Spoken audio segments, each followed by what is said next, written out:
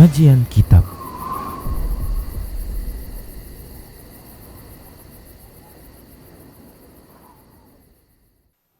Assalamualaikum warahmatullahi wabarakatuh. Innal hamdalillah nahmaduhu wa nasta'inuhu wa nastaghfiruh wa na'udzu billahi min syururi anfusina wa min sayyiati a'malina. May yahdihillahu fala mudhillalah wa may yudlil فلا هادي له وأشهد أن لا إله إلا الله وحده لا شريك له وأشهد أن محمدا عبده ورسوله ولا نبي بعده اللهم صل وسلم وبارك على نبينا المصطفى محمد وعلى آله وأصحابه والتابعين والتابع التابعين ومن تبعهم بإحسان إلى يوم الدين. فقال الله جل جلاله في كتابه الكريم يا أيها الذين آمنوا اتقوا الله حق تقاته ولا تموتن إلا وأنتم مسلمون. يا أيها الناس اتقوا ربكم الذي خلقكم من نفس واحدة وخلق منها زوجها وبث منهما رجالا كثيرا ونساء واتقوا الله الذي تساءلون به والأرحام إن الله كان عليكم رقيبا. يا أيها الذين آمنوا اتقوا الله وقولوا قولا سديدا يصلح لكم أعمالكم ويغفر لكم ذنوبكم ومن يطع الله ورسوله فقد فاز فوزا عظيما.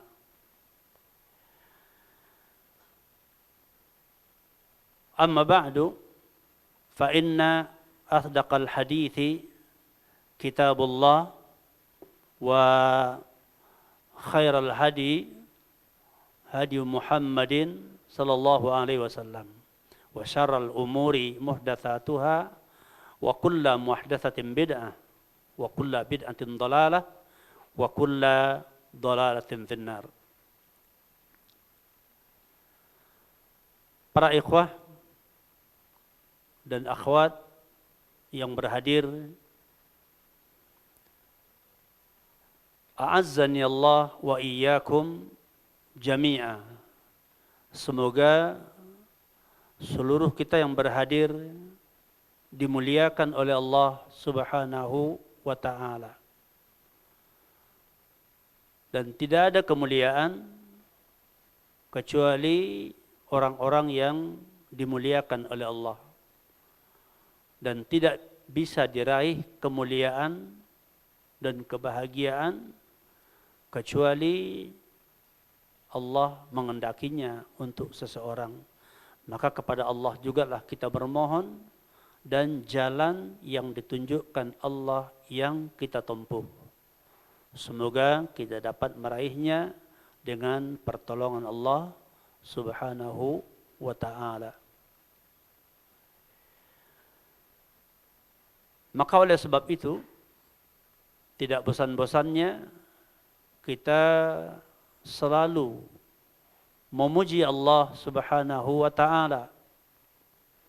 Dan dengan itu semoga pujian kita untuk Allah Rabbul Alamin termasuk di antara bentuk syukur kita atas nikmat-nikmat yang Allah berikan. Dan semoga juga semua nikmat yang Allah berikan kepada kita bisa menjadi wasilah bagi kita untuk mendekatkan diri kepada Allah Subhanahu wa ta'ala, untuk meningkatkan ketakwaan kita. Karena pada hakikatnya syukur adalah dengan takwa. Orang yang bersyukur pada hakikatnya orang yang bertakwa kepada Allah. Berusaha meningkatkan rasa syukur Di antaranya adalah dengan selalu berusaha untuk menjaga dan meningkatkan ketakwaan kepada Allah. Semoga Allah memberi kemudahan. Salawat beserta salam kita mohonkan kepada Allah agar selalu tercurah kepada Rasulullah sallallahu alaihi wasallam dan juga keluarga beliau serta para sahabat, para tabi'in dan tabi'ut tabi'in dan segenap kaum muslimin dan kaum muslimat sampai akhir nanti. Para hadirin, ikhwan dan akhwat yang dimuliakan Allah Subhanahu wa taala. Alhamdulillah pada pagi ini kita diberi kemudahan, kelapangan waktu oleh Allah Subhanahu wa taala untuk hadir bersama-sama di masjid yang kita cintai ini, Masjid Muwahhidin. Semoga berkumpulnya kita di sini termasuk di antara kebaikan-kebaikan dan kita bisa beramal dengan amal-amal yang diridhoi oleh Allah. Di antaranya tujuan utama kita berkumpul adalah dalam rangka talabul ilmi, menuntut ilmu. Suatu ketika Sufyan ibnu Asal mendatangi Rasulullah sallallahu alaihi wasallam ketika Rasulullah sallallahu alaihi wasallam berada di masjid, dan dia berkata kepada Rasulullah, dia menjelaskan, ataitu Rasulullah sallallahu alaihi wasallam, aku mendatangi Rasulullah sallallahu alaihi wasallam, faqultu lahu, dan aku berkata kepadanya, ya Rasulullah, ji'tuka atlubul ilma. Dia mengatakan, wahai Rasulullah, aku datang kepada engkau untuk menuntut ilmu. Aku datang kepada engkau untuk menuntut ilmu. Maka Rasulullah sallallahu alaihi wasallam menjawab, marhaban bi talibil ilmi. Selamat datang ya kepada penuntut ilmu, atau wahai penuntut ilmu. Kemudian dia bertanya tentang kebutuhannya, yaitu terkait ya dalam masalah ya taharah, terkait dalam perjalanan. Nah, para ulama mengatakan di sini ketika Rasulullah sallallahu alaihi wasallam tidak menjawab dengan marhaban bika atau marhaban bikum ya Sufyan, tapi ya Rasulullah malah menjawab marhaban bi talibil ilmi. Dalam hal ini para ulama menjelaskan adalah bahwasanya Rasulullah sallallahu alaihi wasallam sebagai sayyidul khalqi, yaitu orang yang paling utama, yang paling mulia, ya, sayyidul mursalin, ya, rasul yang paling mulia. Beliau dalam hal ini berdoa yang doanya itu bukan hanya untuk Sufyan ibnu Asal, akan tetapi Rasulullah sallallahu alaihi wasallam berdoa untuk kebaikan ya kepada seluruh penuntut ilmu. Ya, jadi Nabi mengganti lafaznya dengan marhaban bi talibil ilmi. Ini menunjukkan pujian, sanjungan dan doa Nabi sallallahu alaihi wasallam terhadap para penuntut ilmu. Maka beruntunglah orang-orang yang Allah berikan taufik kepadanya selalu duduk hadir di majelis-majelis ilmu, karena termasuk dalam golongan yang didoakan oleh Rasulullah sallallahu alaihi wasallam.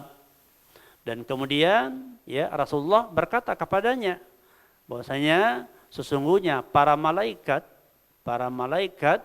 mengelilingi orang-orang yang menuntut ilmu dan menaungi mereka dengan sayap-sayapnya, dan mereka saling yaitu bertimpa-timpa satu sama lainnya hingga mencapai yaitu ya langit dunia. karena kecintaan mereka terhadap apa yang dituntut, yang dicari, yang sedang diusahakan oleh para penuntut ilmu, yaitu ilmu. Karena kecintaan mereka terhadap ya apa yang sedang dipelajari atau apa yang sedang ya dilakukan oleh atau dicari oleh ya para penuntut ilmu. Nah, hal ini menunjukkan yaitu betapa agungnya ilmu din dan betapa Allah Subhanahu wa taala memuliakan orang-orang yang menuntut ilmu. Dan ini dikabarkan kepada umat manusia melalui lisan ya Sayyidul Mursalin, ya Rasul yang paling mulia, dan di mana dikatakan bahwasanya Rasulullah itu wa ma yantiqu anil hawa in huwa illa wahyu yuha, bahwa seluruh yang dikatakan oleh Nabi itu adalah berdasarkan wahyu dari Allah Subhanahu wa taala.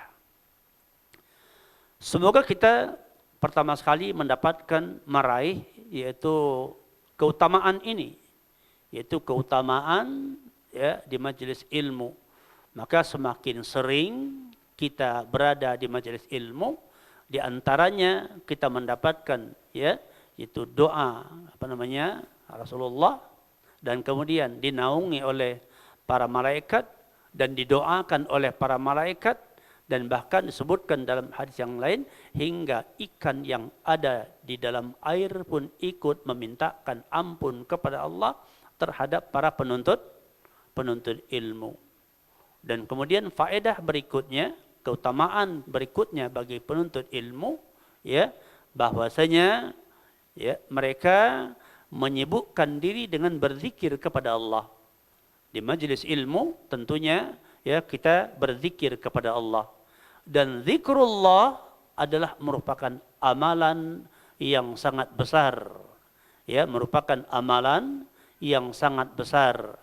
Bahkan kehidupan kita ini sepenuhnya adalah dengan tujuan untuk selalu berzikir kepada Allah. Bahkan semua syariat yang kita amalkan ketika kita menegakkan salat, kita berpuasa, kita sedekah, kita haji, kita umrah, ya dan lain-lainnya dalam rangka juga zikrullah. Ya, dalam rangka zikrullah. Maka orang yang selalu ya duduk di majelis ilmu dan kemudian dia menunaikan dan menegakkan salat dengan sebaik-baiknya, maka orang ini akan terjauh daripada perkara-perkara keji dan mungkar, dan orang ini akan selalu terbimbing dalam keadaan zikrullah. Dan itu adalah takwa. Sebagaimana firman Allah, ya ayyuhalladzina amanu ittaqullaha haqqa tuqatih wa la tamutunna illa wa antum muslimun. Wahai orang-orang yang beriman, bertakwalah kalian dengan sebenar-benarnya takwa dan jangan sampai kalian mati kecuali dalam keadaan muslim. Ya, para ulama menjelaskan di antara Syekh Abdul Rahman ya As-Sa'di, beliau menyebutkan dikarenakan man asya ala syai'in mata alaih, barang siapa yang hidup di atas suatu kebiasaan dalam suatu ya keadaan, dia mati di atasnya. Maka alangkah yaitu beruntungnya dan alangkah berbahagianya orang-orang yang membiasakan diri ya di dalam ketaatan kepada Allah, dalam ketakwaan kepada Allah, menunaikan perkara-perkara yang diperintahkan oleh Allah, baik itu yang wajib maupun yang mustahab berkaitan dengan ibadah kepada Allah, dan juga menunaikan apa-apa yang diwajibkan oleh Allah, yang diperintahkan oleh Allah, baik perintah wajib atau mustahab, berkaitan dengan muamalah bainal ibad, dalam rangka bermuamalah di antara sesama para hamba. Jadi ketakwaan itu bukan hanya dalam bidang ibadah kepada Allah, ya, tapi dalam ibadah kepada Allah dan dalam muamalah dalam kehidupan kita sehari-hari, bagaimana kita yaitu berinteraksi dengan sesama para hamba. Dan ini sangat penting kita ketahui dan kita jaga.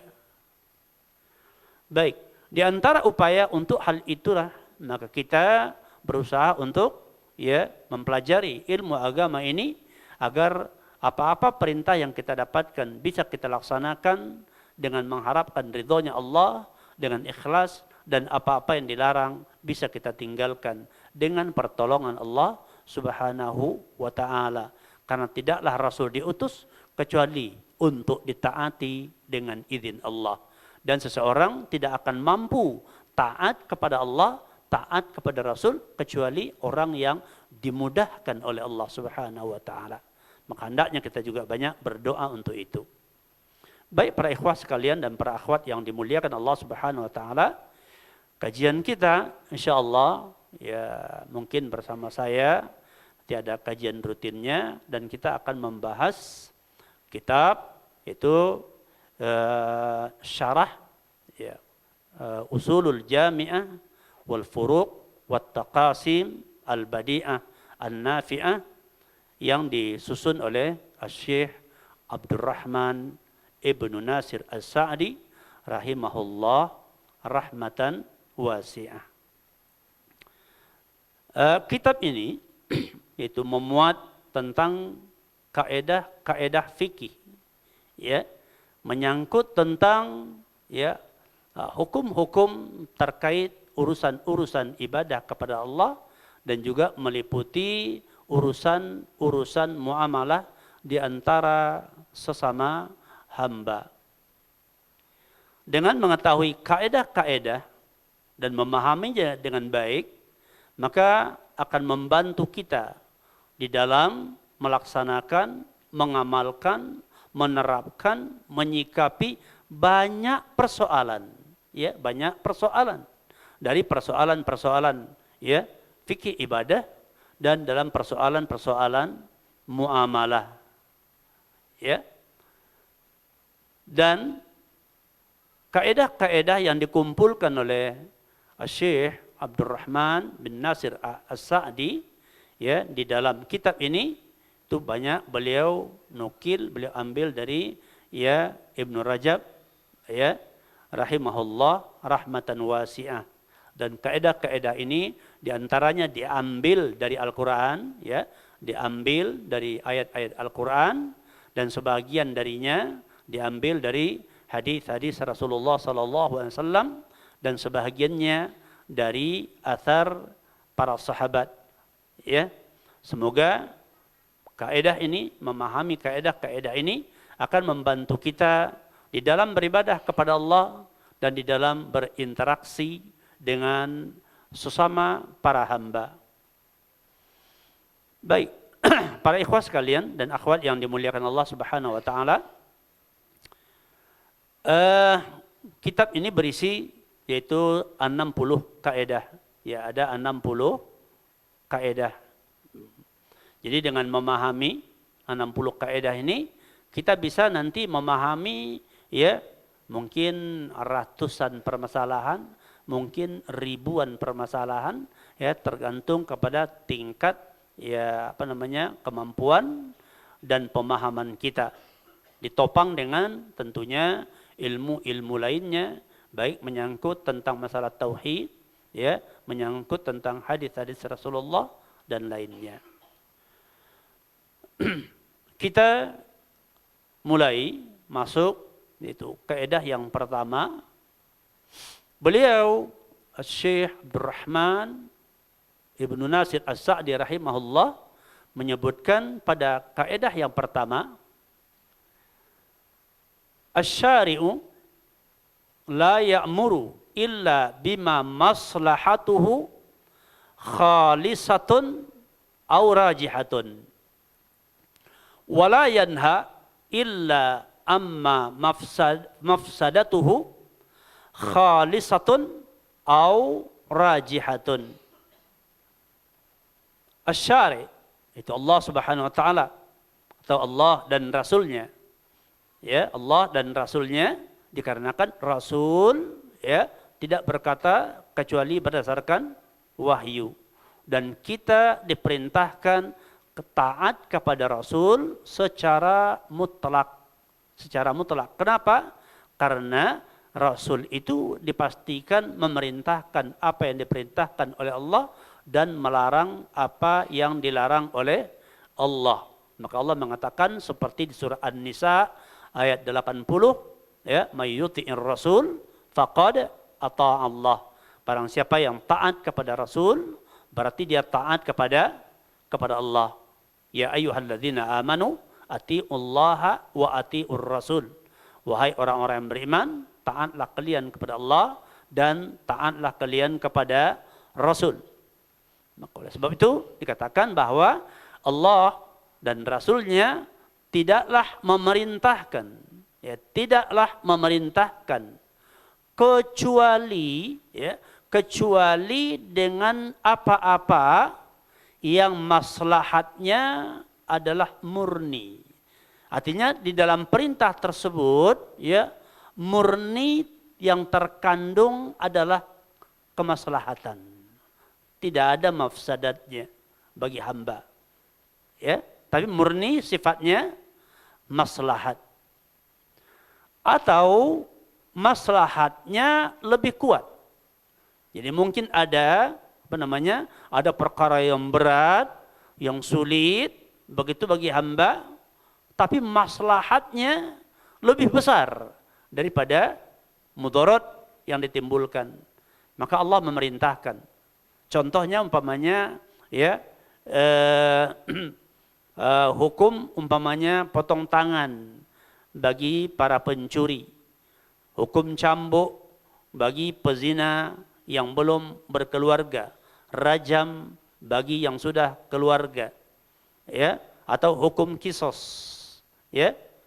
Ini kan perkara yang menimbulkan mudarat, ya, kepada seseorang, bisa jadi dibunuh, ya, dicambuk, dipotong tangan, ya.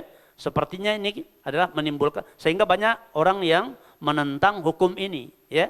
Banyak orang yang menentang hukum ini, terutama orang-orang kafir.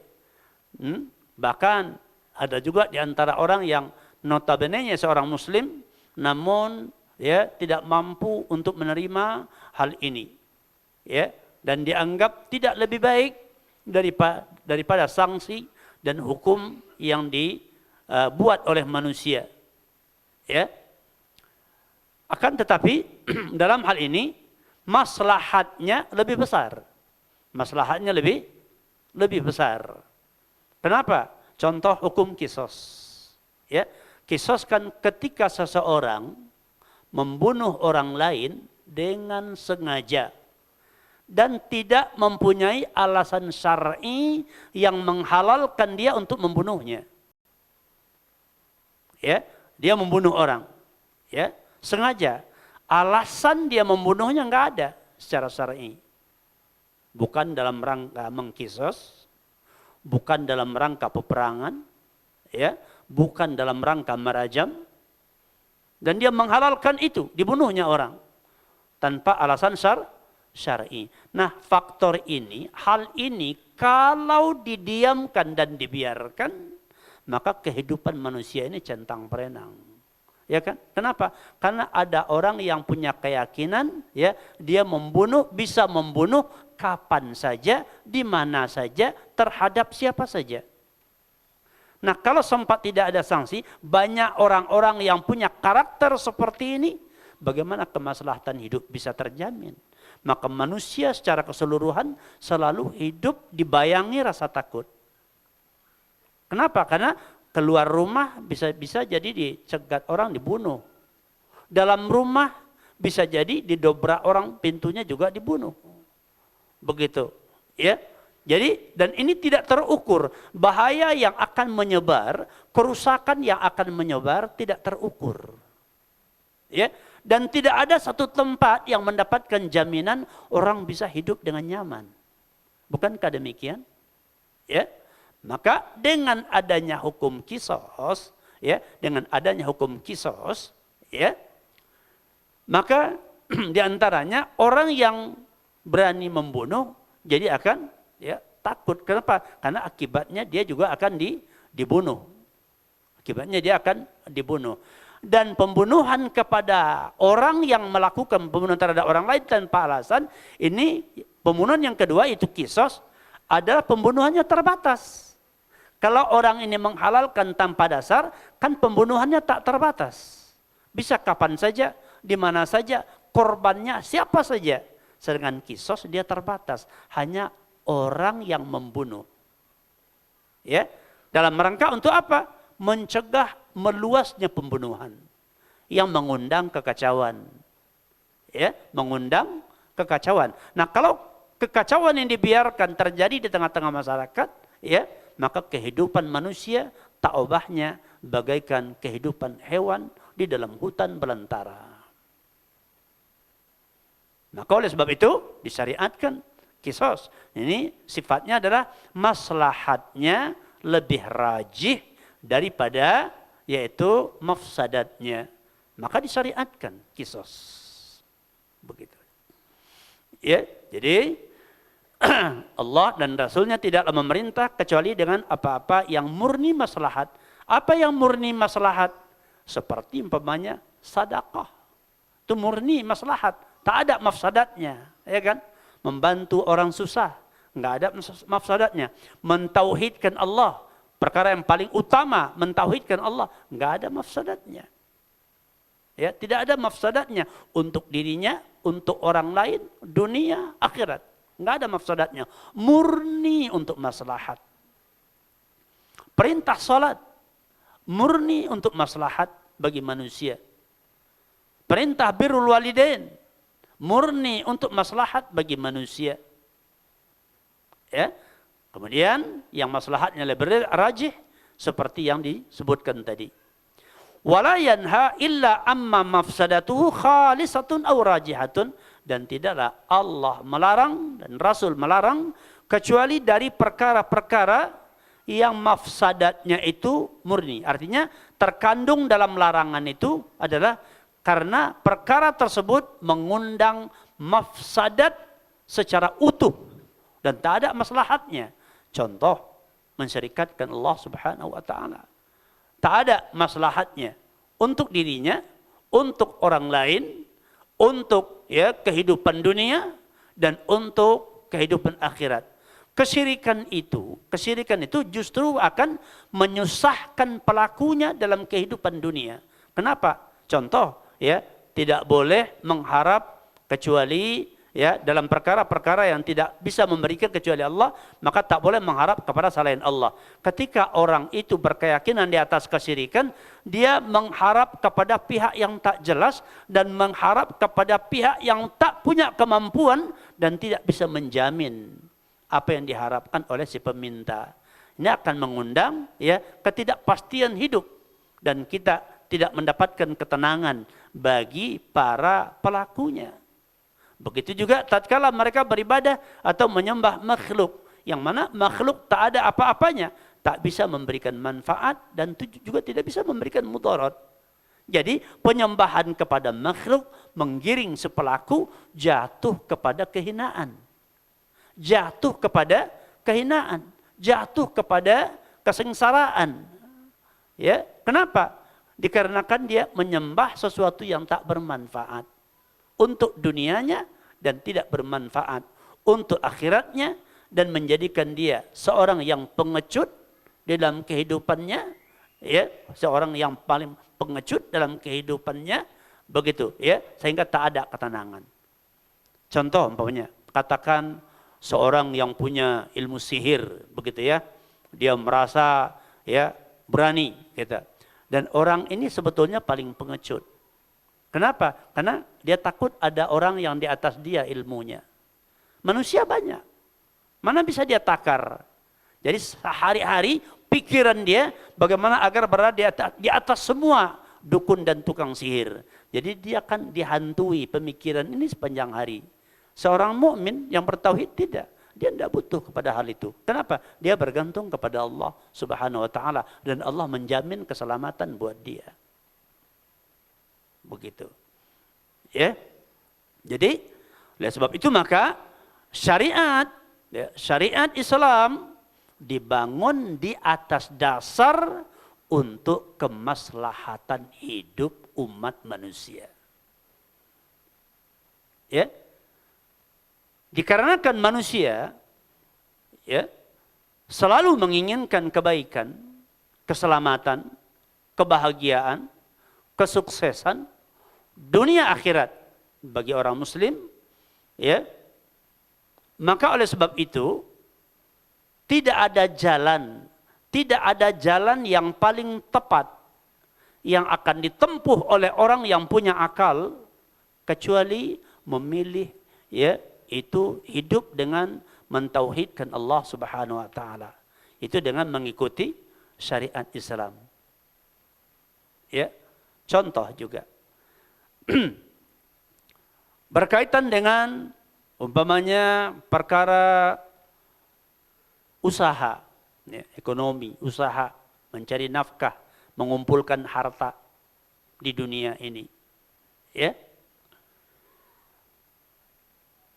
Disebutkan oleh Allah Subhanahu wa taala ya di surat apa namanya? Ya Allah berkata di surah Al-Isra ayat 18 ya. Man kana yuridul ajilah ajjalna lahu fiha ma nasha'u liman nurid. Thumma ja'alna lahu jahannama yaslaha madhmuman madkhura. Barang siapa yang menginginkan al-ajilah yaitu kehidupan dunia. Ya, barang siapa yang menginginkan kehidupan dunia, meraih, mengumpulkan, menghimpun ya apa yang dia butuhkan di dunia ini. Tujuan dia itu. Ya. Dan dia berusaha untuk itu. Dia diberi oleh Allah, setiap hamba diberi oleh Allah yaitu iradah, keinginan. Kan jelas kita punya keinginan kan? Kita punya keinginan. Dan Allah juga memberikan kepada manusia taqah, kemampuan. Diberi akal, bisa berpikir, dan kemudian diberi mata, bisa untuk melihat, diberi telinga, bisa untuk mendengar, diberi mulut, bisa untuk berbicara, dan tangan bisa berbuat, kaki bisa berjalan, sehingga kita memiliki taqah, kemampuan. Ya, kita memiliki kemampuan. Ketika kita punya keinginan, kita bisa berusaha, dan ini waqi'. Jadi seorang muslim, ya, Ahlus Sunnah wal Jamaah berkeyakinan dia punya keinginan dan dia bisa berbuat dengan perbuatan dia. Tidak seperti kaum Jabariyah yang menganggap bahwa manusia ini ya bagaikan bulu yang diterbangkan angin kemana saja. Enggak punya. Jadi manusia enggak punya keinginan, manusia enggak punya kemampuan. Semua yang terjadi pada dirinya adalah perbuatan Allah Subhanahu wa taala. Ini kaum Jabariyah. Sementara orang-orang Qadariyah dia menyandarkan segala sesuatunya ya dan perbuatannya kepada dirinya sampai mengatakan Allah tidak mengetahui apa yang dilakukan oleh manusia kecuali setelah terjadi. Tapi Ahlussunnah tidak. Nah, dia diberi iradah, kemampuan, dia diberi taqah untuk berbuat ya. Dan perlu diketahui bahwa taqah yang diberikan kepada manusia terbatas.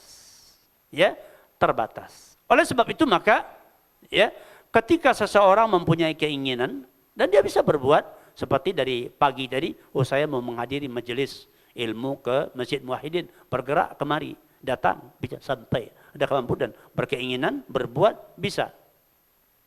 Akan tetapi ya, hamba ini punya keterbatasan. Punya keterbatasan. Kita berusaha, tentu kita kepingin meraih keuntungan yang sebesar-besarnya. Ya, bisa menjadi 10 besar ya di dunia punya. Ya bisa jadi kan keinginan. Dan dia berusaha.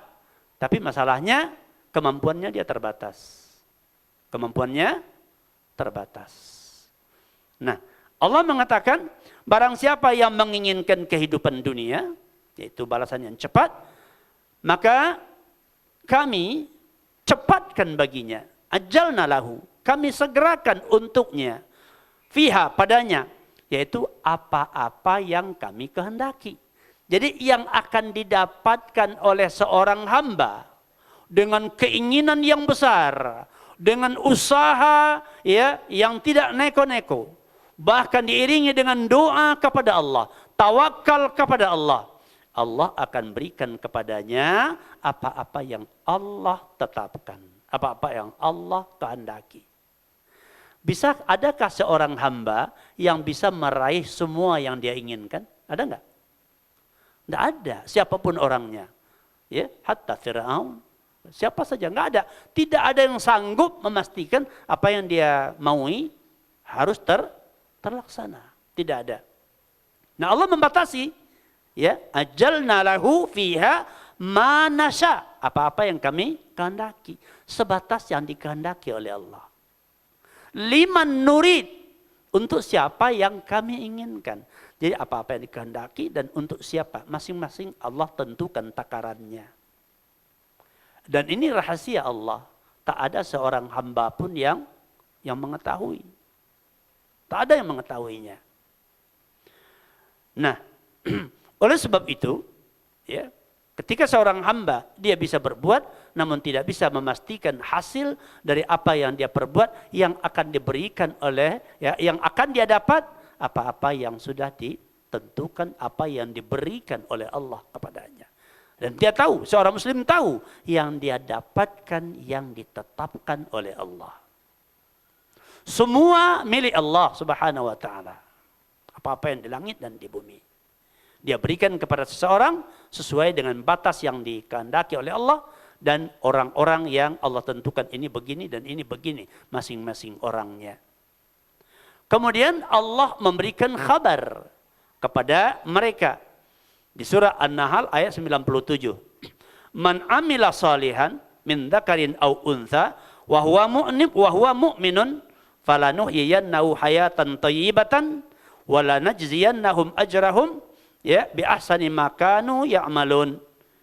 Barang siapa yang melakukan amal soleh, itu amal-amal yang baik, amal yang diridhoi oleh Allah, ya, dia laksanakan perintah, dia tinggalkan larangan, dia jaga batas-batas amal-amal dia sesuai dengan yang diridhoi oleh Allah Subhanahu wa taala, dan baik dia laki-laki maupun dia wanita, dan itu dilakukannya dengan pondasi iman. Ibadahnya dengan iman, muamalahnya dengan iman, jualan dengan iman, kerjasama, mudharabah, murabahah dengan iman, dan lain-lainnya. Dengan iman, maka kata Allah, falanuhyiyannahu hayatan thayyibatan, pasti kami beri kepadanya kehidupan yang baik. Para ulama mengatakan ini kehidupan dunia. Diberi dia kecukupan, cukup bagi dia apa yang Allah berikan itu dalam rangka untuk menjadi seorang muslim yang baik. Itu cukup. Harta, keluarga, ilmu, kedudukan, usaha, cukup untuk bisa dia menjalankan agama dengan baik. Itu jaminan Allah. Kalau dia menjaga amal-amalnya benar, dan itu didasari dengan iman. Ya. Dan kemudian kami beri balasan yang berlipat ganda kepadanya, ya, melebihi atau berlipat ganda dari amal yang dia lakukan. Itu balasan yang berlipat ganda, dunia dan akhirat. Dilipat gandakan. Nah, itu janji Allah Subhanahu wa taala, bahwa keselamatan hidup itu dengan menegakkan syariat. Oleh sebab itu, kalau begitu, dalam mencari semua kesuksesan, apa kebutuhan kita untuk melanggar syariat? Kenapa harus meninggalkan yang wajib? Kenapa harus melabrak yang haram? Apa yang mau dicari? Kalau yang dicari itu sukses, jalannya seperti ini, itu Islam. Itu cukup. Cukup dengan, ya, batas-batas syariat Islam. Misalnya kita seorang pedagang nih, ya, dengan jujur saja sudah cukup untuk memenuhi kebutuhan. Tidak perlu nipu. Kalau nipu pun di dunia tak bakal menambah, di akhirat pasti bencana. Ya, tidak perlu berbohong. Tidak perlu khianat. Ya, tidak perlu korupsi. Enggak perlu cari uang sampingan yang haram. Sogok menyogok, ya, segala macam bentuk. Menjual dengan cara goror, ya, yang tidak jelas, akad-akad yang tidak jelas, barang-barang yang tidak jelas, ya, hutang piutang yang tidak sesuai dengan ketentuan, ya, gadai menggadai, upah mengupah, ya, segala macam itu. Seorang muslim kalau dia faham agama dan dia beriman, dia enggak butuh kepada melanggar syariat, dia enggak butuh kepada riba, ya, bank-bank ribawi ini enggak laku, ya, harus nyari tengah-tengah kaum muslimin. Tapi penduduk Indonesia 90 sekian persen, ya, itu bank hidup subur dengan ribanya. Kurang percaya kita dengan agama ini untuk menyelesaikan kehidupan. Iya kan? Sejauh mana, ya, imannya kita bahwa Islam bisa menyelesaikan problem kehidupan.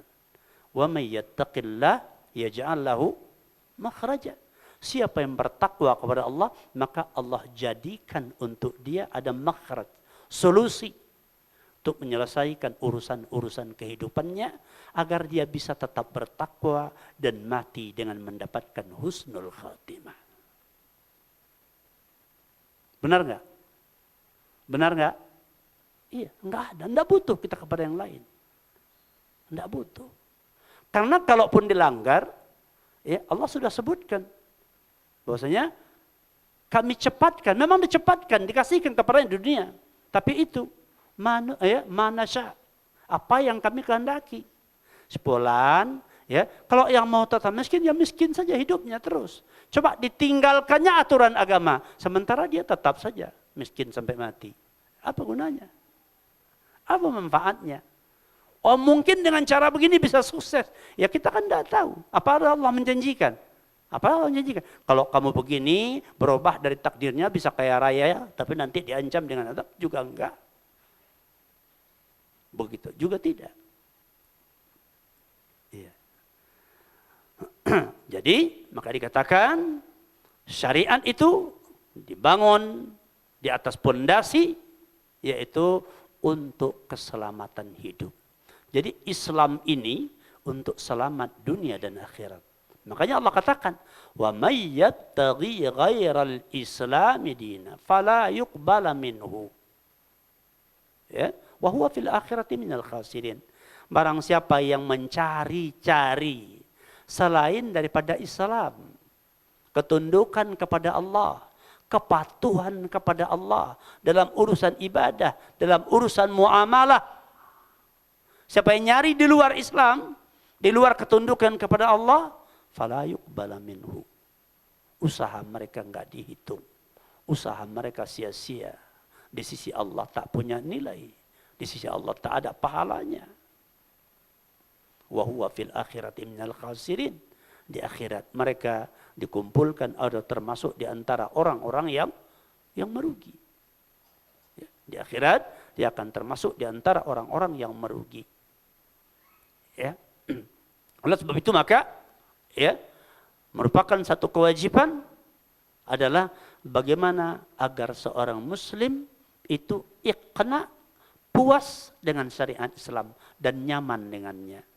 Makanya Nabi mengatakan, dzaqa ta'mal iman, ya, man qala raditu billahi rabba wa bil islami dina wa bi Muhammadin sallallahu alaihi wasallam rasula. Ya, ta'ma apa namanya? Dzaqa ta'mal iman, akan merasakan, ya, akan merasakan, yaitu enaknya, nikmatnya iman orang-orang yang berkata mengqala di sini, ya, maksudnya adalah termasuk orang, yaitu orang yang beriman, orang yang berakidah, berkeyakinan, ya. Jadi orang yang mengimani, orang yang meyakini, ya, sehingga dia ridho dengan itu, dia ucapkan, yaitu adalah Allah sebagai Rabb-nya. Billahi Rabb, dia ridho Allah sebagai Rabb-nya.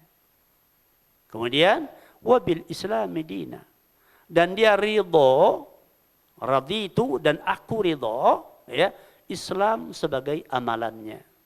amalnya syariat Islam. Itu yang dia terapkan dalam hidupnya. Kemudian dan Nabi Muhammad sallallahu alaihi wasallam sebagai teladan karena sebagai rasul. Kalau seseorang beriman dengan benar, ya, maka dia nyaman dengan syariat.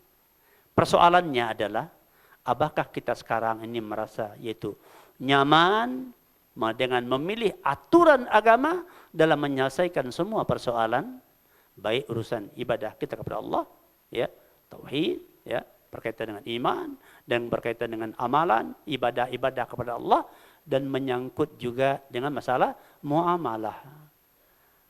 Kitanya ini, ya, nyamannya dengan aturan syariat dan kemudian puas dengan berapa Allah berikan.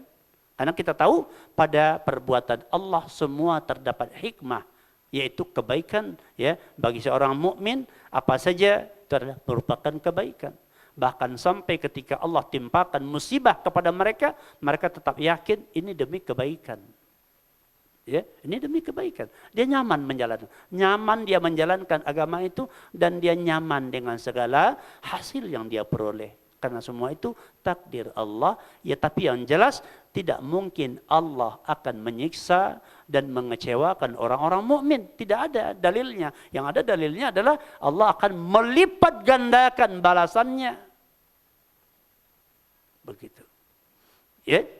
Makanya syariat Islam dibangun, ya, di atas dasar maslahat kehidupan dan untuk menyelamatkan mereka, menjauhkan mereka dari segala kemudaratan dunia akhirat. Dan itu dengan Islam. Ya. Kemudian beliau menjelaskan bahwa perkara ini, yaitu kaidah ini dikatakan, ya, syamilun li jami'is syariah, yaitu meliputi semua yang disyariatkan.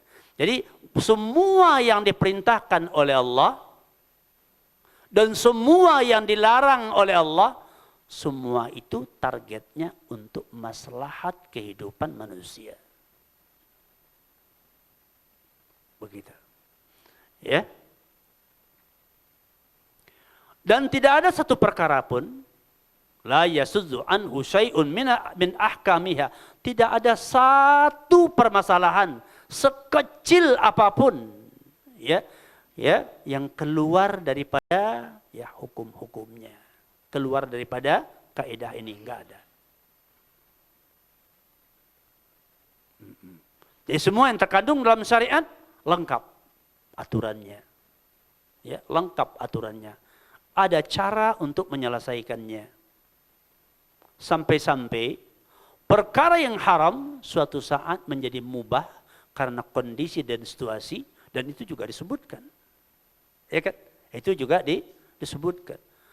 Dan juga kelemahan-kelemahan yang dimiliki manusia, karena manusia ini beragam, kekuatan matanya berbeda, kekuatan pendengarannya berbeda, kekuatan lisannya juga berbeda, kekuatan pemikirannya juga berbeda, kekuatan fisiknya berbeda. Ketika sesuatu yang diperintahkan secara umum dan ada orang yang tidak bisa menjalankannya, maka syariat juga memberikan solusi. Yang penting kita mau dengan syariat. Semua ada solusi. Perintah sholat, ya, ya, berjamaah bagi laki-laki, ya. Hujan, ya udah nggak usah, di rumah aja, kan ada solusinya. Sakit, nggak bisa berdiri, duduk, nggak bisa berbaring. Syariat puasa bulan Ramadan, ya, safar dia boleh pilih, sakit ya silahkan tidak berpuasa, ganti di hari yang lain, semua ada. Ya, intinya adalah ketika seseorang merasa nyaman, merasa puas, merasa ridho, ya, menjadikan Allah sebagai Rabb-nya, ya, yang dia sembah, jadikan Islam syariat yang akan dia tegakkan dengan meneladani Rasulullah SAW dan para sahabatnya, dan kemudian dengan mengikuti petunjuk para ulama yang sahih, yang benar di setiap zaman-zaman mereka. Artinya kaum muslimin di setiap zaman harus berada di bawah bimbingan para ulama. Maka kita harus berusaha mendekatkan kaum muslimin dengan para ulama dan murid-muridnya para ulama yang akan mengajarkan kebaikan, yang akan mengajarkan agama ini ya kepada masyarakat. Begitu. Ya. Dan tidak ada beda dan tidak ada bedanya. Artinya semua persoalan masuk dalam kaidah ini. Baik itu yang menyangkut dengan masalah usul, yang pokok, yang pondasi, maupun dalam masalah furu', cabangnya. Baik yang berkait dengan hak-hak Allah, ada ketentuannya, dan hal-hal yang berkait dengan hak-hak hamba Allah. Untuk semua ini penyelesaiannya Islam. Ya, inna dina indallahi al-Islam. Sesungguhnya din yang diterima di sisi Allah hanya Islam, selainnya tidak. Ya, enggak ada itu yang penting, semua agama itu sama, tujuannya baik, niatnya baik. Siapa yang konsekuen menjalankan agamanya, maka dia jadi orang soleh. Maka tidak apa-apa, agama berbeda-beda. Dan ini yang tidak ada pondasinya, tak ada landasan dan dalilnya dari semua kitab yang diturunkan oleh Allah. Enggak ada. Ya. Karena kalau semua agama sama, maka tidak ada standar kebenaran. Enggak ada standarnya. Karena mana-mana pun boleh. Enggak ada standar. Nah, bagaimana mungkin kebenaran tidak ada standar? Akhirnya bagaimana? Menurut si A membunuh enggak boleh, menurut si B membunuh itu dapat pahala besar. Nah, macam mana jadinya? Bagaimana mungkin dibilang bahwa semua agama sama? Sekarang sebagian orang bahkan yang yang dianggap mungkin ustadz, ya, ulama, pemikir segala macam, ya ada yang terpengaruh dengan pemikiran ini. Semua agama sama aja. Yang penting dia konsekuen menjalankan agamanya dengan baik, maka dia jadi orang saleh, maka dia bakal selamat. Padahal sudah tegas ya dikatakan inna dina indallah al-Islam. Sungguhnya din ya yang benar yang diterima oleh Allah hanya Islam, selainnya tidak diterima dan akan menjadi sebab kerugian dan kehancuran dunia akhirat. Begitu. Nah, jadi aturan syariat di sini mengikat baik yang berkaitan dengan ibadah kepada Allah ya maupun yang berkaitan dengan muamalah. Karena sebagian orang terkadang salah faham dalam hal ini.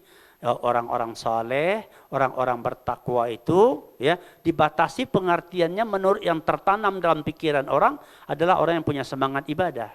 Cuma itu dari masalah muamalah ya berinteraksi dalam kehidupan bermasyarakat ya jarang diperhatikan bahwa itu akan menjadi standar untuk mengukur ketakwaan dan kebaikan kesalehan seseorang. Nah, begitu. Ya, padahal syariat Islam ini meliputi seluruhnya.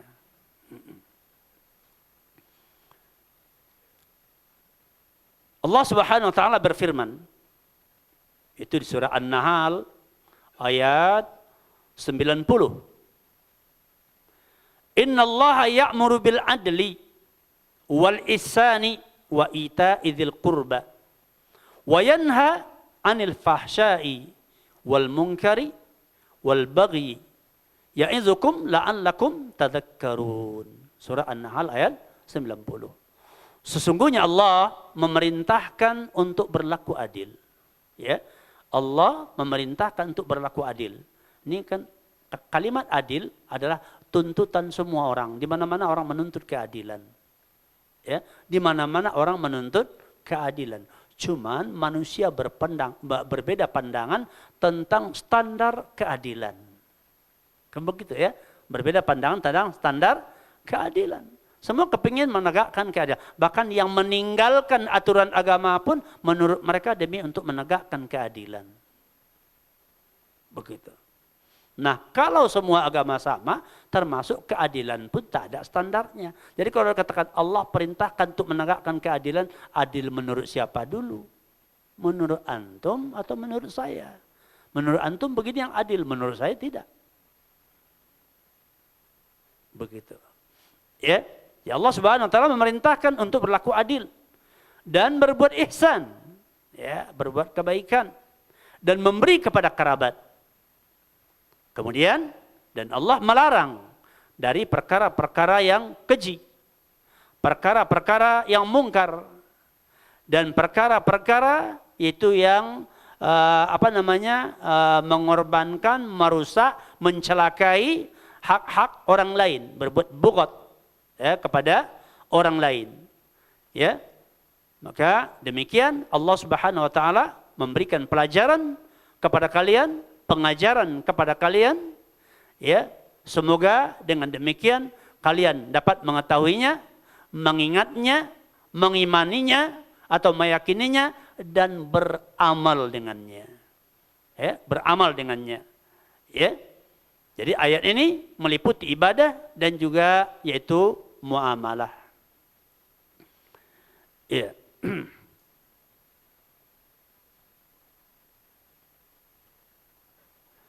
Di dalam ayat ini Allah memerintahkan, pertama yang Allah perintahkan adalah bersikap adil, berlaku adil. Ya. Dan perintah adil ini hukumnya adalah wajib. Ya, perintah adil hukumnya wajib. Ya, wajib ini kedudukannya sebagaimana kita ketahui, ya, yusabu fa'iluhu. Diberi pahala orang yang melakukannya, mengamalkannya. Jadi orang-orang yang adil, ya, Allah itu menyukainya. Allah ridho dengannya. Allah cinta dengannya. Karena Allah ridho dan cinta dengan keadilan, Allah memerintahkan untuk adil, maka Allah mencintai orang-orang yang melaksanakan apa yang dicintai oleh Allah, yaitu para penegak keadilan, orang-orang yang adil. Ya, orang-orang yang adil dan berlaku adil hukumnya wajib. Ya, yusabu fa'iluhu, kemudian wa yuwa'adu bil adzabi bil iqabi, ya, tarikuhu, dan diancam, ya, diancam dengan iqab, ya, orang-orang yang meninggalkannya. Jadi lihat tentang wajib, ya, ini perlu kita ketahui tentang wajib. Perkara yang wajib itu kalau dilakukan Allah menyebut dia diberi ganjaran.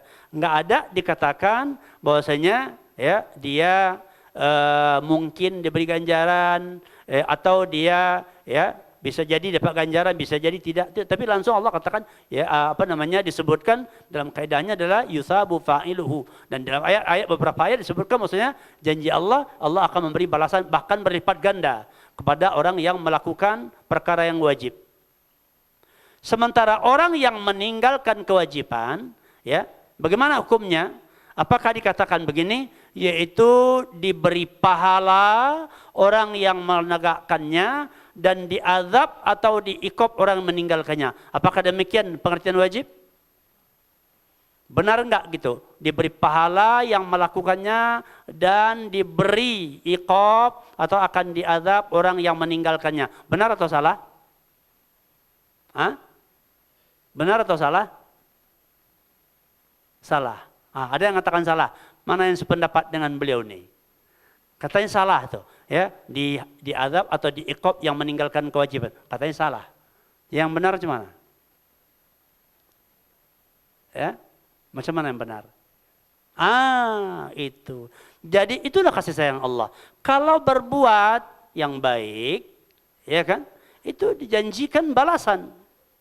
Meninggalkan, bahkan yang wajib, ditinggalkan yang wajib itu dia diancam. Ya, diancam. Boleh jadi memang diazab, boleh jadi tidak diazab, diampuni. Tapi kita tidak tahu.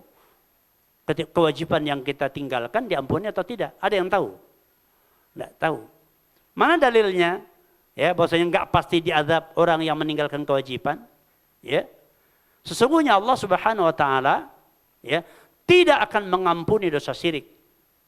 Ya, tapi Allah akan mengampuninya, yaitu maduna dzalika, apa-apa yang dia tidak sampai kepada kesyirikan, ya, bagi siapa yang dikehendaki oleh Allah. Maka sebagaimana kita ketahui, para ulama mengatakan bahwasanya, ya, al-ma'asi atau al-kabair, maksiat-maksiat, dosa-dosa besar, tahta masyiatillah. Kedudukannya terserah kepada kehendak Allah. Begitu, ya. Jika Allah berkehendak, Allah mengampuninya tanpa mengadabnya. Dan banyak jalan yang menyebabkan seseorang itu diampuni dosanya. Bisa karena dia banyak minta ampun, bisa dia taubat, bisa karena musibah yang ditimpakan kepadanya, bisa karena doa orang lain untuk dia, bisa karena kebaikan-kebaikan amal-amal yang dia lakukan. Wa innal hasanat yudhibnas sayyiat. Sesungguhnya amalan-amalan yang baik akan menghilangkan keburukan-keburukan. Bisa juga melalui syafa'atus syafi'in. Syafaat dari, yaitu yang bisa memberi syafaat. Ya, syafaat dari ya yang bisa memberi syafaat dengan izin Allah.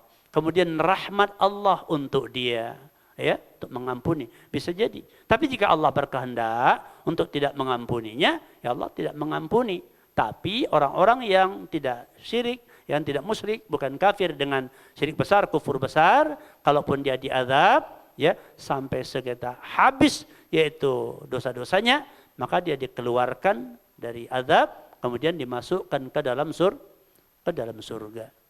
Begitu. Iya.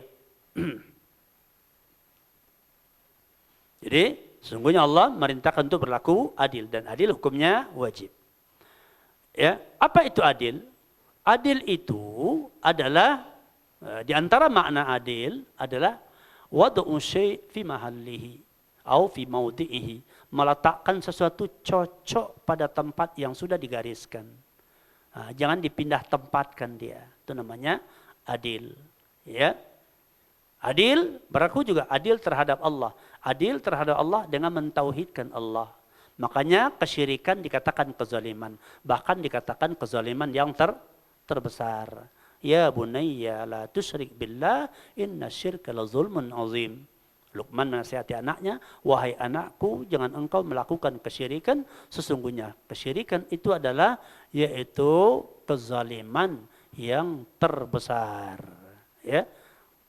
Kezaliman yang sangat besar. Bagaimana lagi? Ya, dia berbuat zalim, ya, tidak menunaikan hak dari Allah yang menciptakan dia, yang menjamin seluruh kebutuhannya, yang menganugerahkan alat-alat tubuhnya, mata, telinga, lisan dan seluruhnya dari Allah, dan kemudian kebutuhan dalam hidupnya dijamin oleh Allah seluruhnya, ya, semua itu dijamin, kemudian dizalimi oleh dia.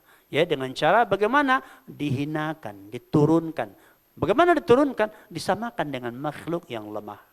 Ya, betapa buruknya pemikiran dan keyakinan orang ini menyamakan Allah yang mencipta dengan makhluk yang dicipta. Bagaimana dikatakan menyamakan? Karena di samping dia ibadah kepada Allah, sebagian ibadahnya ditujukannya kepada makhluk. Berarti dia menganggap selain Allah atau makhluk ada juga kok yang bisa mengimbangi Allah, bisa memberikan sebagian kebutuhannya dan bisa menyelamatkan dia dari sebagian kemudaratan. Kan demikian, sampai dia tega menyembah makhluk. Ya, di samping penyembahan terhadap Allah. Ini kezaliman terhadap ya Allah, dan itu ya sebesar-besar kezaliman. Kemudian ya kezaliman kepada diri sendiri, kezaliman kepada dirinya sendiri dengan itu meninggalkan kewajiban-kewajibannya dan dengan ya melakukan perkara-perkara yang diharamkan. Itu zalim kepada dirinya. Dia tidak memberikan hak dirinya sebagai manusia seutuhnya yang diciptakan oleh Allah untuk mentauhidkan Allah Subhanahu wa taala. Wa ma khalaqtul jinna wal insa illa liya'budun. Tidak aku ciptakan jin dan manusia kecuali untuk beribadah kepadaku semata-mata. Atau ya dalam makna lain ya kecuali untuk mentauhidkanku, yaitu untuk mentauhidkan Allah Subhanahu wa taala. Begitu. Dan yang ketiga adalah kezaliman seseorang kepada ya makhluk lainnya atau orang lain, ya kepada orang lain atau kepada apa saja ya selain manusia juga seperti kepada hewan, ya itu termasuk kezaliman. Jadi ada 3 kezaliman, dan kezaliman ini seluruhnya hukumnya haram. Ya, seluruhnya hukumnya haram. Zalim kepada ya Rabbnya, zalim kepada dirinya, dan zalim kepada ya selain dirinya dari kalangan ya makhluk-makhluk ini, ya. Itulah perintah untuk berlaku adil. Dan kemudian juga adil itu bermakna seperti yang dikatakan disebut oleh Syekh Sulaiman Ar-Ruhaili hafizahullah. Beliau menyebutkan adil itu adalah yaitu i'ta'u dzu haqqin. I'ta'u dzu haqqin haqqahu bimiqdarihi. Ya, memberikan menunaikan pemilik hak, pemilik suatu hak, ya, yaitu haknya, yaitu miliknya sesuai dengan ukuran yang sudah ditetapkan. Sesuai dengan ukuran yang sudah ditetapkan. Hak Allah terhadap kita agar kita mentauhidkannya, ya, Rasulullah untuk diikut. Hak diri kita untuk diselamatkan dunia dan akhirat, ya, seperti kita berhak mendapatkan makanan, maka kita berusaha mencari makan, mencari minum, pakaian dan lain-lainnya kebutuhan, dan kebutuhan ibadah kepada Allah, ya, untuk keselamatan kita, ya, itu berkaitan dengan diri sendiri, ya, sesuai dengan ukuran yang sudah ditakar oleh Allah. Begitu juga menunaikan hak orang lain sesuai dengan kadarnya. Kadarnya ada dua macam. Kadar hak ini, ya, ada dua macam. Satu, ukuran yang ditetapkan oleh Allah. Ukuran yang Allah tetapkan. Begitu. Umpamanya apa contohnya? Seperti zakat fitrah. Itu kan ada ukurannya. Itu kan ada hak orang sama kita, ya. Hak orang miskin dikatakan bahwasanya adalah ta'mun lil masakin wa tuhratun lis shaimin, membersihkan puasanya orang-orang yang berpuasa dan sebagai makanan orang-orang miskin. Ukurannya berapa? Ditentukan oleh syariat. Ya, jadi jangan keluarkan zakat fitrah, pokoknya kasih aja uang aja lah, kasih 13.000 umpamanya kan, atau kasih 5.000 perak. Begitu ya, suka-sukanya. Yang penting kan ada mengeluarkan. Bukan, takarannya sudah ditentukan. Zakat harta, ya, sudah ditentukan takarannya. Siapa yang menentukan? Allah Subhanahu wa taala. Jadi sebagian, ya, hak-hak tersebut yang harus kita tunaikan ada yang sudah ditentukan oleh Allah, ya, bentuknya dan takarannya, seperti juga ketentuan tentang kurban, ya, dan lain-lainnya. Ada hak, ya, ada hak seperti umpamanya hak orang lain pada kita. Ada hak itu di samping yang ditentukan oleh Allah kadarnya, ada yang kadarnya berdasarkan kesepakatan. Makanya al-muslimun ala syurutihim, seorang muslim terikat, dia bertanggung jawab menunaikan, melaksanakan syarat yang sudah disepakati. Ya, itu tidak boleh dilanggar.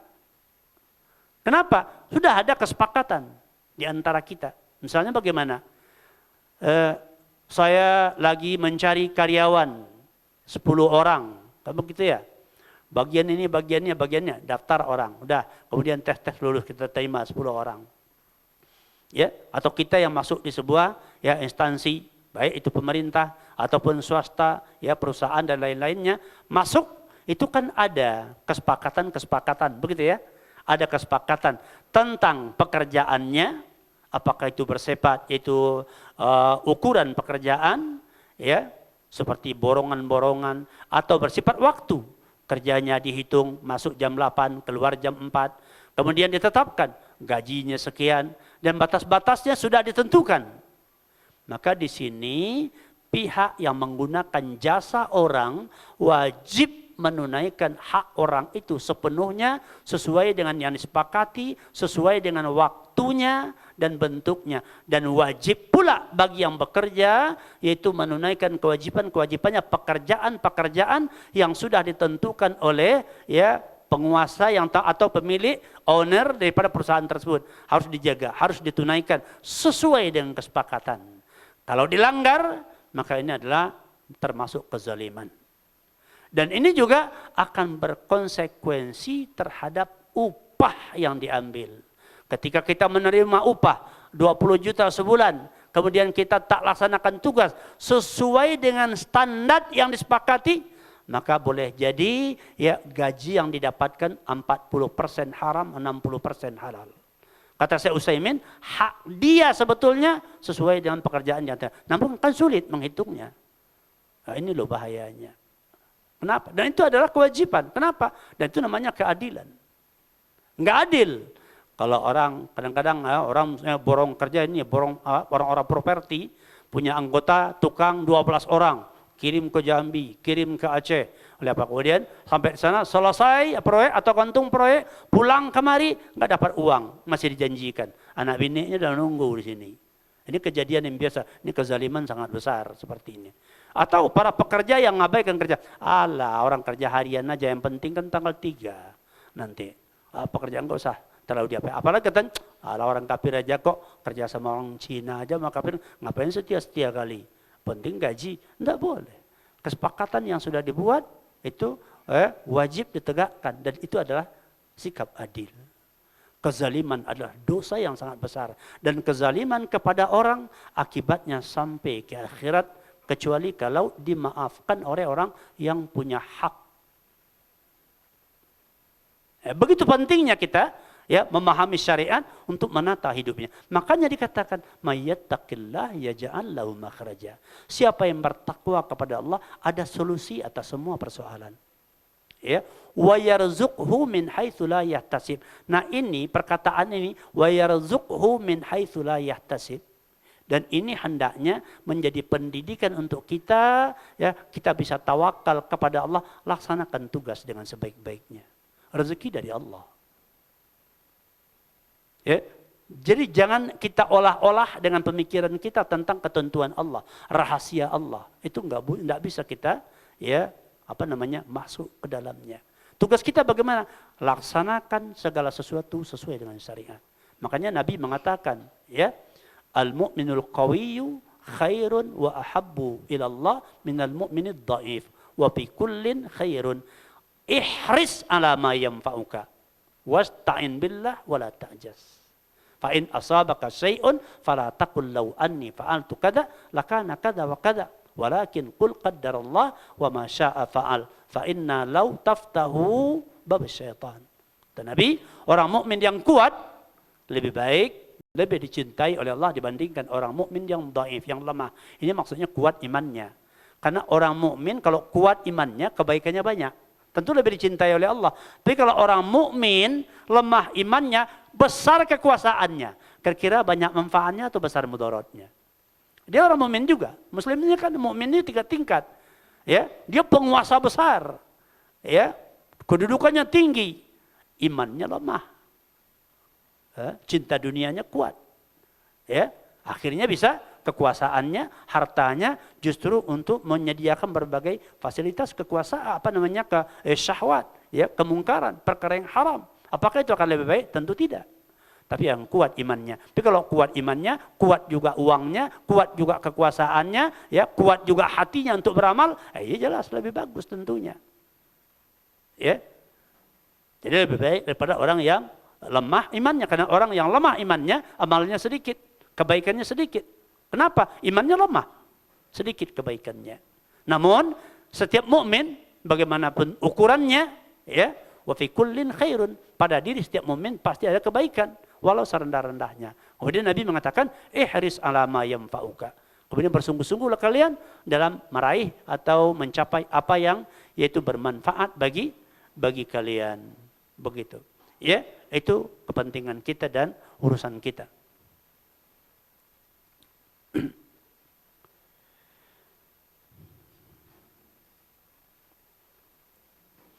Itu adalah ihsan, hukum adil, hukumnya wajib.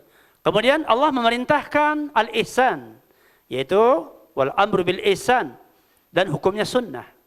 Hukumnya sunnah. Hukumnya adalah sunnah. Seperti kata Nabi, khairukum man anfa'ukum li ghairikum. Orang terbaik di antara kalian adalah orang yang paling banyak manfaatnya kepada orang lain. Di mana dia berada banyak kebaikannya. Bahkan dia termasuk pembuka pintu kebaikan, penutup pintu keburukan, suka menganjurkan kepada kebaikan, dan suka mencegah daripada kemungkaran. Segala kebaikan dia tegakkan. Maka itu termasuk yang diperintahkan, dan hukumnya mustahab. Ihsan, hukumnya adalah yaitu mustahab. Dan kemudian Allah memerintahkan untuk memberi kepada kerabat.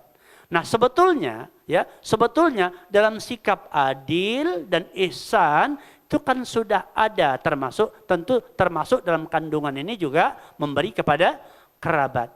Tapi karena keistimewaan hak kerabat dari seseorang, Allah mengkhususkan penyebutannya agar orang punya perhatian dengan kerabat.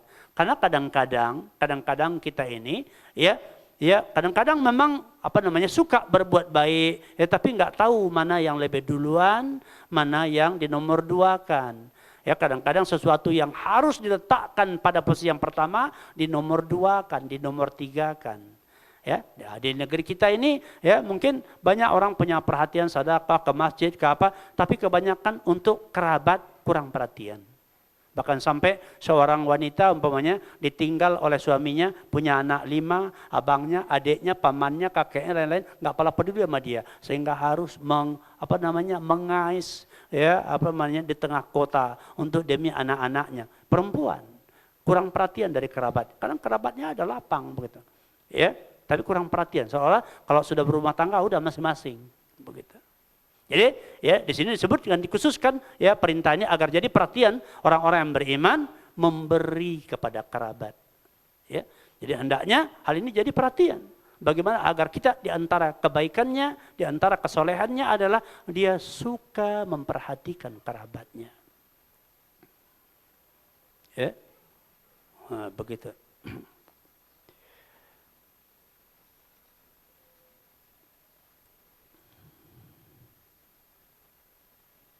Kemudian berikutnya, Allah melarang daripada al-fahsya, wal munkar, wal baghi.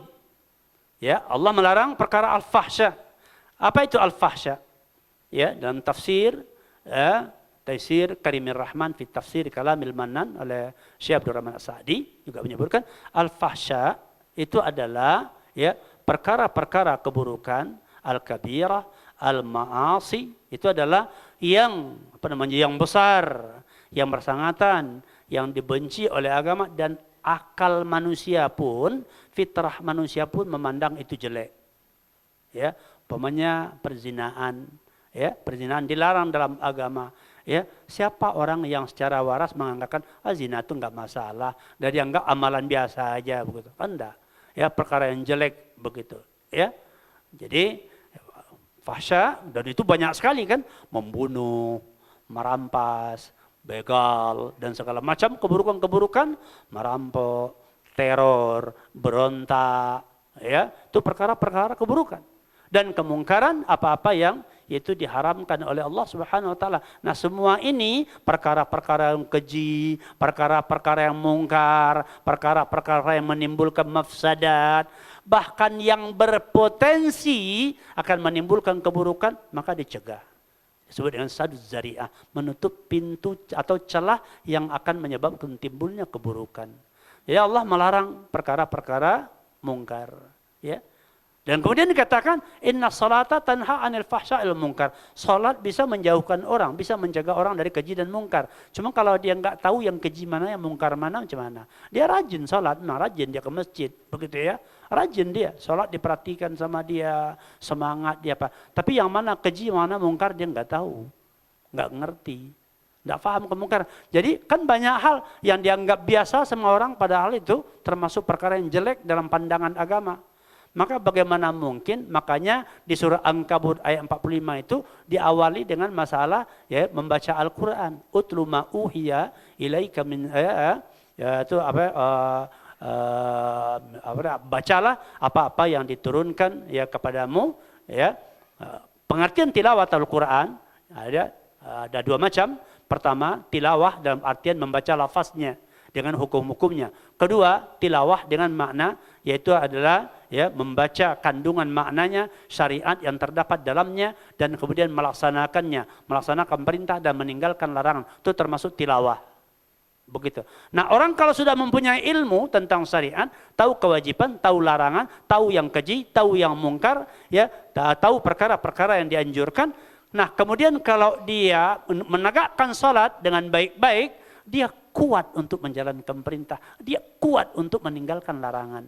Makanya ya rajin di dalam ada menghadiri majelis ilmu, rajin menjaga salat. Jaga ilmu, jaga salat, ini dua senjata yang sangat besar untuk merawat istiqamah.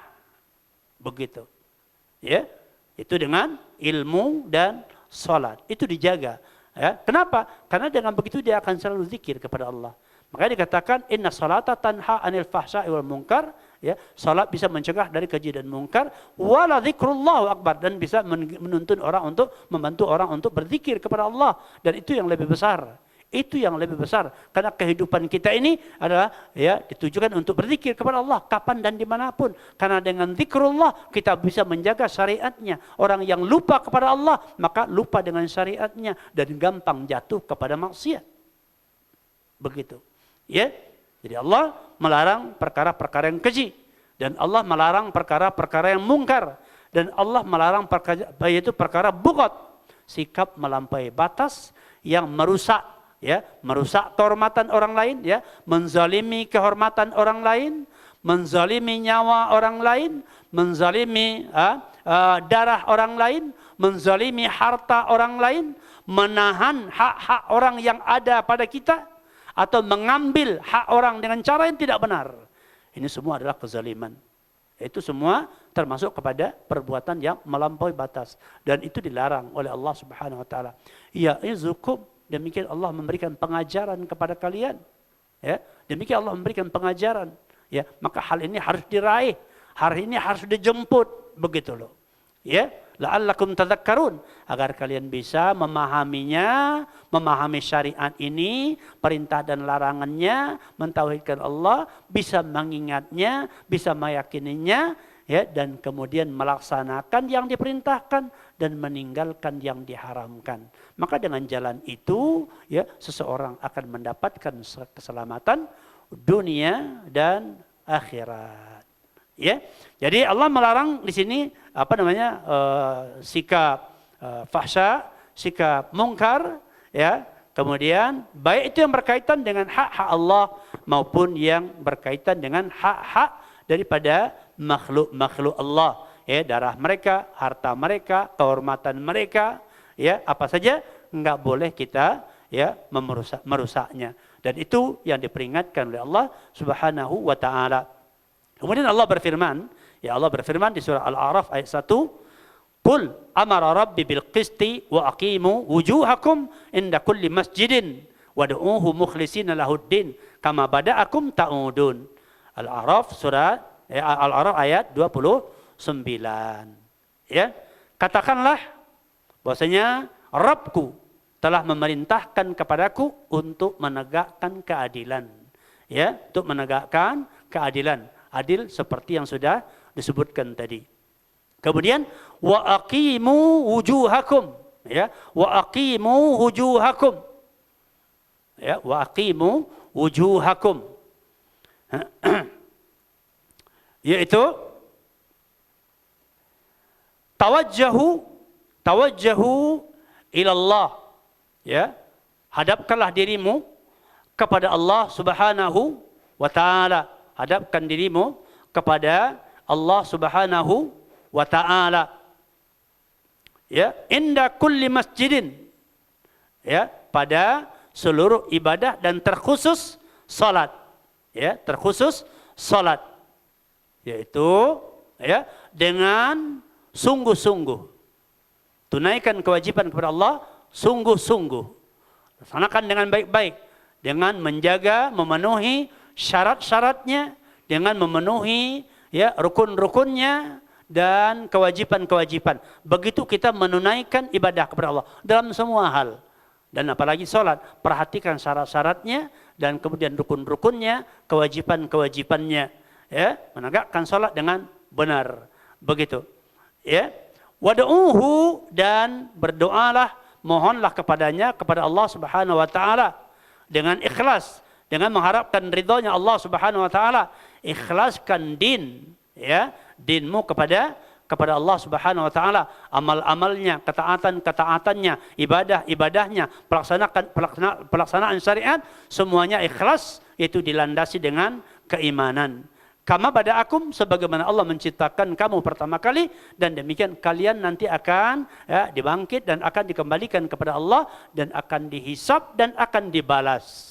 Ya, dia akan dihisab oleh Allah dan akan dibalas oleh Allah Subhanahu wa taala. Jadi artinya apa yang kita lakukan selama hidup di dunia ini jangan kita anggap berlalu begitu saja. Jangan dianggap kita ditinggalkan atau dibiarkan begitu saja. Terjadilah apa yang terjadi, diperbuatlah apa yang dia diperbuat, selesai habis di dunia ini. Bukan. Ya, bukan demikian. Akan tetapi nanti akan dibangkit, ya, kemudian dihisab dan dibalas. Jangan timbul perasaan, ya, mana mungkin yang sudah hancur, ya, jadi tulang belulang yang sudah berserakan, masa mau bisa utuh kembali. Dan ini adalah perkataan orang-orang, ya, dari ahli kitab dahulu yang mereka menyimpang daripada kitabnya, sehingga mereka yaitu tidak meyakini hari berbangkit, begitu. Dan dia merupakan keimanan. Nah, para ikhwah sekalian yang dimuliakan Allah Subhanahu wa taala, karena keterbatasan waktu kita cukupkan sampai di sini. Insyaallah nanti kita akan lanjutkan, ya, untuk kaidah pertama ini. Mungkin insyaallah satu kali lagi, ya, insyaallah bisa kita selesaikan. Ini baru sebahagian daripada kaidah yang pertama. Siapa yang bisa mengulangi kaidah pertama, apa bunyinya?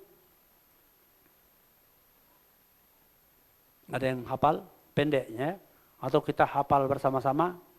Ya, asyari'u, ya, la ya'muru illa bima maslahatuhu khalisatun au rajihatun wala yanha illa amma mafsadatuhu khalisatun au rajihatun. Ya, pendek, ya. Artinya Allah dan Rasulnya tidaklah memerintahkan kecuali apa-apa, ya, yang maslahatnya murni, ya, atau lebih kuat maslahatnya daripada, ya, mafsadatnya, maka dia diperintahkan. Begitu. Sebaliknya, dan tidaklah melarang kecuali dari, yaitu perkara-perkara yang murni, ya, menimbulkan mudarat kepada manusia, ya, tidak ada maslahatnya, atau kalaupun ada maslahatnya, mudaratnya lebih besar. Mudaratnya lebih besar. Seperti ketika Allah menyebutkan masalah perjudian dalam Al-Quran. Padanya ada manfaat, namun mudaratnya lebih besar. Begitu. Ya. Nah, demikian, semoga bermanfaat. Mungkin tuh ada pertanyaan kira-kira?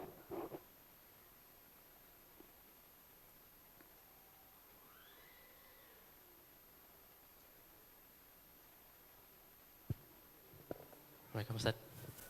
Ya, betul. Ustaz. Betul. Yang ingin saya tanyakan Ustaz, bagaimana kita mengamalkan firman Allah Subhanahu wa taala, wa amma bi ni'mati rabbika fahaddits.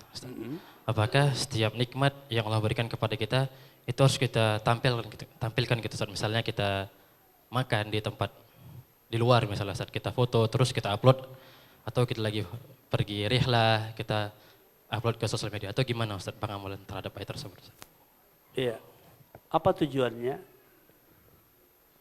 Kalau tujuannya, misalnya kita berbuat baik nih, ya, kita bertujuan untuk mendorong orang agar, ya, melakukan kebaikan yang sama. Seperti umpamanya sedekah. Sedekah ini kan yang disembunyikan, kecuali kalau sedekah wajib, yaitu di terang-terangan agar tidak menimbulkan fitnah. Jangan dianggap kita tak peduli dengan kewajiban. Tapi sedekah tatawwu kan ada anjuran untuk disembunyikan. Tapi boleh ditampakkan, ya, tapi bukan dengan maksud ria, ya kan? Bukan mengharapkan pujian manusia, tapi dalam rangka memberikan percontohan, ya, terhadap kebaikan. Karena manusia butuh contoh, sebagaimana dilakukan oleh Nabi SAW. Nah, kalau kita umpamanya mendapatkan nikmat Allah, ya, kemudian kita katakanlah kita kita tampakkan, ya, kalau menunjukkan rasa syukur kita kepada Allah Subhanahu wa taala, ya, seperti sebagaimana Ibnu Abbas memakai pakaian yang bagus ya dalam rangka untuk menunjukkan, dia katakan untuk mensyukuri nikmat-nikmat Allah, maka tidak mengapa. Tapi kalau dalam rangka berbangga-bangga, menunjukkan senang, yang bisa menimbulkan hasad ya kepada orang lain, maka itu akan ya termasuk perkara yang tidak dianjurkan. Iya, jadi ada perkara-perkara yang memang mungkin mubah bahkan dianjurkan, tapi kemudian juga butuh perhatian kita agar jangan sampai ya kita bermaksud ya untuk menegakkan, menjalankan agama, tapi pada hakikatnya justru mengundang kerusakan. Ya, begitu. Itu yang harus kita ya perhatikan. Apa targetnya? Kalau cuma untuk menunjukkan kesenangan, kepada orang lain, berbangga dengan hal itu, ya, hal itu tentu tidak bermanfaat, bahkan bisa merusak hati kita. Wah, ini bukan pertanyaan.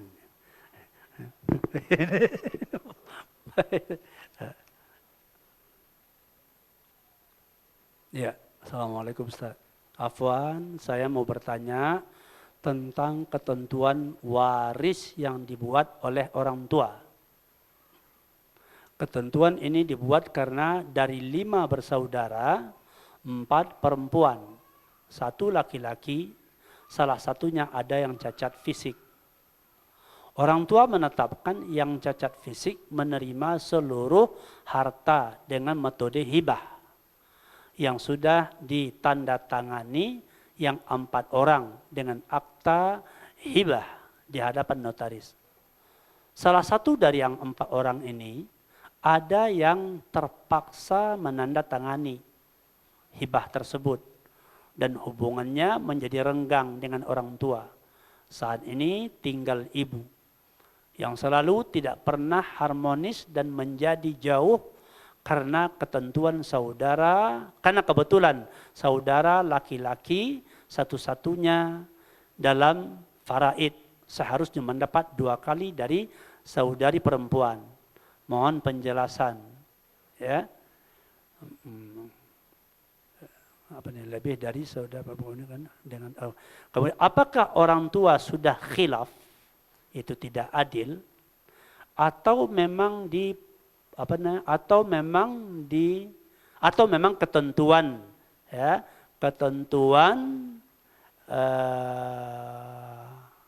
ketentuan dalam hukum Islam menetapkan ketentuan waris sendiri yang bertentangan dengan faraid. Bagaimana tuntunan dalam Al-Quran dan Sunnah untuk menyadarkan saudara laki-laki satu-satunya dengan tindakannya yang sering menyakiti hati ibu kandung. Padahal dalam Islam anak laki-laki menanggung orang tua sampai akhir hayat. Cemana kira-kira itu? Apa intinya persoalan di sini? Apa intinya? Intinya kita belum siap dengan agama. Ya kan? Kenapa? Karena kita mengukur keselamatan dengan akal kita sendiri. Lebih pintar kita dari Allah, ya kan? Merasa kita lebih bijak dari Allah. Ini perkara yang tidak baik. Ya, perkara yang tidak baik. Ya. Di antaranya apa? Harta yang Allah anugerahkan kepada kita, ya, itu adalah merupakan amanah yang harus kita tunaikan sesuai dengan ketentuan syariat. Hukum waris. Kan dikatakan tadi bahwasanya adil itu adalah memberikan kepada orang yang berhak haknya sesuai dengan ketentuan atau takaran yang sudah ditetapkan. Ditetapkan dengan berapa cara? 2 cara. Pertama, ditetapkan takarannya dengan ketentuan Allah yang sudah ditentukan. Yang kedua, berdasarkan kesepakatan. Hukum waris berdasarkan kesepakatan atau hukum Allah? Hukum Allah udah selesai. Enggak payah kan? Selesai. Oh enggak mau, enggak bisa kalau begitu. Kalau udah bilang enggak bisa, enggak mau, cuman mau cerita lagi. Apa yang mau diceritakan? Tapi kalau berapa pembagiannya? Ustaz, tanya Ustaz, kami gini, ini harta sekian, Bapak sudah meninggal, ini bagaimana? Itu agak mudah caranya ya kan? Makanya ya kan mempelajari faraid itu hukumnya fardu ain atau fardu kifayah? Fardu kifayah artinya apa? Kaum muslimin karena enggak tahu tinggal datangi orang yang tahu, ya tolong Ustaz bantu kami gitu ya kan. Selesaikan nih masalah faraid. Dah ini udah selesai. Cuman yang jadi masalah sekarang ya masalah akidah. Banyak masalah iman. Ya, maukah kita menerima ya aturan agama dalam menyelesaikan semua persoalan? Wa may yattaqillah yaj'al lahu makhraja. Anak cacat, anak sakit, segala macamnya, ya. Allah kan tahu itu. Tahu Allah anak kita sakit. Tahu Allah anak kita sedang belajar butuh biaya. Namun semua itu enggak perlu jadi alasan untuk menolak hukum. Karena Allah tetapkan hukum, Allah Maha tahu. Apa butuhnya kita melanggar agama? Apa kita lebih pandai? Kita lebih bijak. Ini kalau diikuti aturan Allah ini bakal kacau kita ini. Siapa yang ngasih rupanya?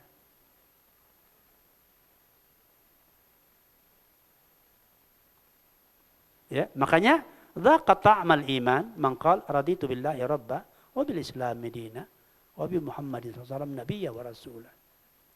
Kuncinya itu. Jadi sebab itu maka semua pihak dalam hal ini saran kita semua pihak kalau memang aman mau baiknya kembali aja kepada syariat. Begitu. Selesai.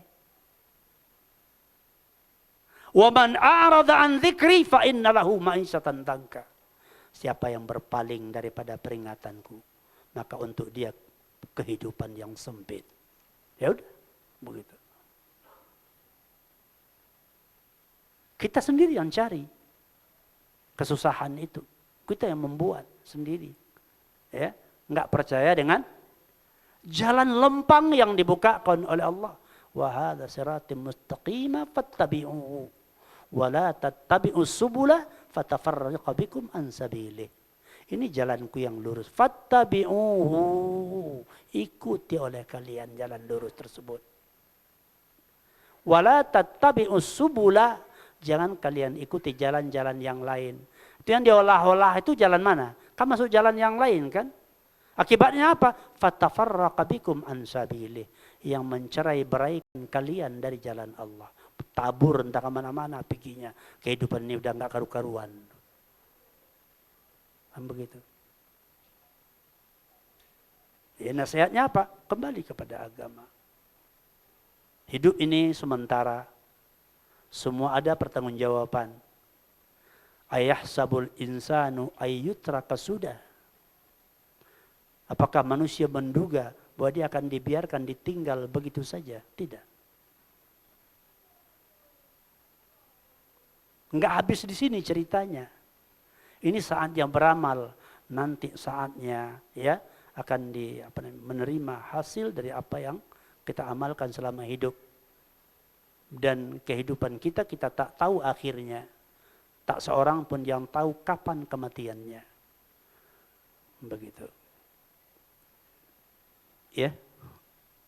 Semoga mencerahkan.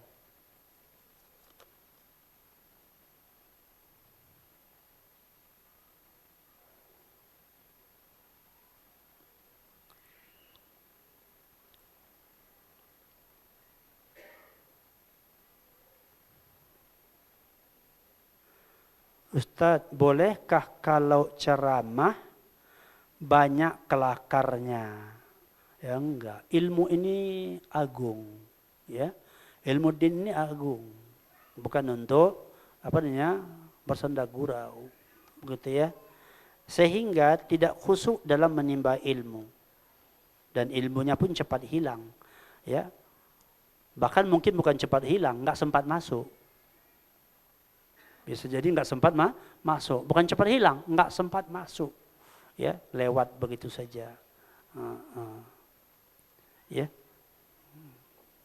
Jadi kita mesti ya bersungguh-sungguh kan kata Nabi, ihris ala ma yanfa'uka, apalagi dalam mempelajari ilmu syar'i, begitu. Nah demikian saja, semoga bermanfaat, ya semoga Allah memberi kelapangan waktu kepada kita untuk kedepannya dan semoga Allah menetapkan kita berada di atas hidayahnya dan semoga Allah anugerahkan kepada kita istiqamah di atas al-haq. Ya, walhamdulillahirabbil alamin. Assalamualaikum warahmatullahi wabarakatuh.